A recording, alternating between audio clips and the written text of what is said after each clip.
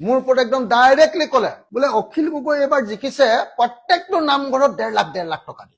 কালি লেখচোন বাপু তুমি নিজে কৈ আছিলা বোলে অখিল গগৈক মইহে জিকাইছো কৈছিলে নে নাই আপোনালোকে মনত পেলাওকচোন হিমন্ত বিশ্ব শৰ্মাই স্পষ্টকে মোৰ ওপৰত সন্দেহ আনিবৰ কাৰণে যেহেতু মই স্পষ্টকে ধৰো গবা মাৰি ধৰো বগৰাই দিওঁ হিমন্ত বিশ্ব শৰ্মাই মোৰ একদম খেতি কৰা হাতৰ পৰা ওলাই পলাই যাব নোৱাৰে বুঢ়াৰ হাতত চেঙেলি পৰা বুলি যে কয় একদম বুঢ়াৰ হাতত চেঙেলি পেলাই ধৰি দিওঁ যে মই পলাব নোৱাৰা কৰি দিওঁ সেইকাৰণে মোক ইমান দিন তেওঁলোকে কৈ আছিলে যে মোক বিজেপিয়ে জিকাইছে হিমন্ত বিশ্ব শৰ্মাই বোলে মোক জিকাবৰ কাৰণে শিৱসাগৰত বোলে হেৰি কৰিবলৈকে যোৱা নাই কেম্পেইন কৰিবলৈকে এইবাৰ আকৌ ক'লে বোলে মই শিৱসাগৰত জিকিছো চব নামঘৰ বিলাকত 1.5 লাখ টকা দি 1.5 লাখ টকা দিছো সেইবিলাক মোৰ পকেটৰ পইচা নহয় সেইবিলাক অসম দৰ্শনৰ টকা অসম চৰকাৰৰ পৰা যোৱা 1.5 লাখ টকীয়া যিটো চেক সেই চেকটো তেওঁ মোৰ এগেইনষ্টত খেলা মই এমএলএ তাৰ মোৰ এগেইনষ্টত খেলা এই চালফাটো কি নাম আছিলে জয়ন্ত হাজৰিকা উৰফে কুশল দুৱাৰীক দিব কৈছিলে মই ডিচিক ধমকি লগাই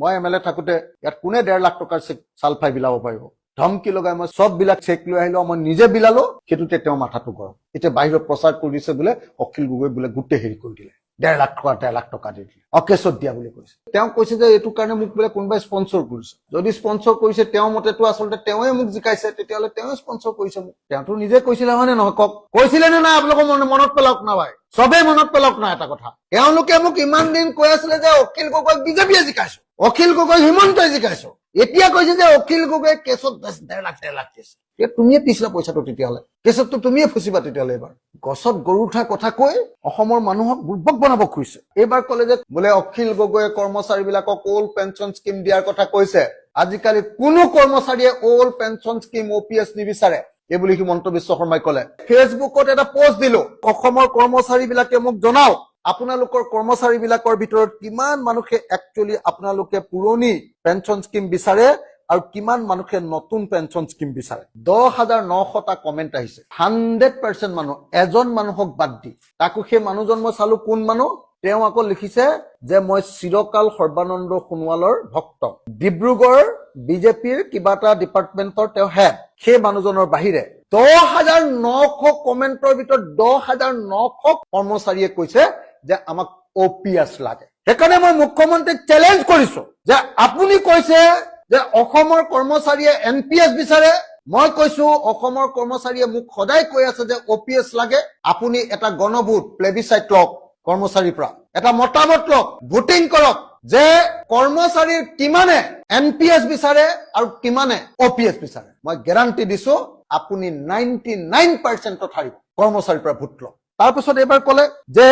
অসমৰ কৰ্মচাৰী বিলাকক আমি গোটেই ওয়েস্ট এছিয়াত হুলস্থুল হৈ আছে ইমান অৱস্থা বেয়া যুদ্ধ হৈছে তাৰ মাজতো আমি দিয়ে দিছো ডিয়াৰনেস এলাউন্স দিছো মৰগিয়া বানচ দিছো আমাৰ কিমান ডাঙৰ কেপাসিটি তাৰপাছত মই সব কৰ্মচাৰী বিলাকক খুদিলো বিত্ত বিভাগৰ মানুহক খুদিলো সবে ক'লে জানুৱাৰী মাহৰ পৰা ডিয়াৰনেস এলাউন্স সদায় দিয়ে ইতিহাসত প্ৰথমবাৰৰ কাৰণে এবাৰ জুন মাহৰ পৰা দিছে জানুৱাৰী ফেব্ৰুৱাৰী মাৰ্চ এপ্ৰিল মে এই 5 মাহ খাই দিছে হিমন্ত বিশ্ব শৰ্মাই প্ৰথমবাৰৰ কাৰণে ইতিহাসত কৰ্মচাৰীৰ 5 মাহৰ দিয়ে বা মৰগিয়া বানচ খাই দিছে ইতিহাসত প্ৰথমবাৰৰ কাৰণে কেনেকুৱা মিছা কথা কয় হে এই মানুহজনে মই মুকলিকে দেখুৱাই দিওঁ খোলাখুলিকে কথাবিলাক সেইকাৰণে তেওঁ বেয়া পাইছে মোকে গোটেই গালি পাৰিছে প্ৰথমবাৰৰ কাৰণে মুখ্যমন্ত্ৰীয়ে অসহায় স্বীকাৰোক্তি এটা দিছে অখিল গগৈ চিঞৰি আছে জলসিঞ্চন কৰক 3বাৰ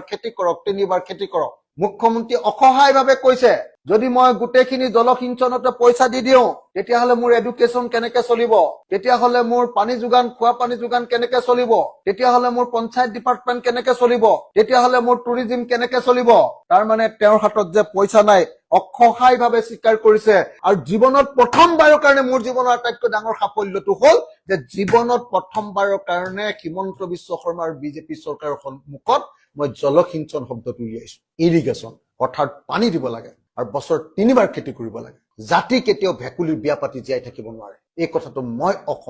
আমাৰ ৰাইজৰ দলে অসমৰ ৰাজনীতিলৈ আনিছো আৰু অসমৰ মুখ্যমন্ত্ৰীৰ মাথা বেয়া কৰি দিছো যে তেওঁ এতিয়া ইৰিগেশ্যনৰ কাৰণে পইচা ধৰিবলৈ বাধ্য হৈছে